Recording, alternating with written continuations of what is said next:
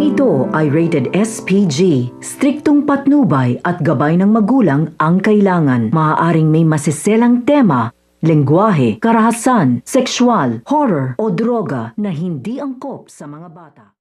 Hindi nga nagtagumpay nga ito nga si Billy at ito nga si Tori sa kanilang pagtakas na ginawa na kung saan nakita ng mga kagad nga sila nito na mga nagbabantay sa kanila na si Yvonne kahit na nga meron nga itong sugat ay patuloy niya pa rin hinabol ang mga ito at sinabi nga kagad kay Shaira kaya naman nagdalaiti nga ito si Shaira kaya ito na nga ang tamang oras nga raw upang magpakita nga at magpakilala na nga siya rito nga sa dalawa. Dito nga sinabi nga nito ni Shaira na gagawin nga rin daw niya ang ginawa nito sa kanyang ina na si Christina. Putulan nga ang diriri. Kaya naman sinabi nga nito ni Billy na sana nga raw ay huwag na nga raw saktan itong si Tori at hindi na naman nga daw siya magsusumbong. Kaya matapos nga ito, tinigilan na nito ni Shaira si Tori na kung saan sa kabilang banda naman nga ito naman ngang si Hana at si Christian nagkita at nagulat sila sa muling pagpabalik nito ni Shaira. Pakatutukan nga natin dito kung ano nga ba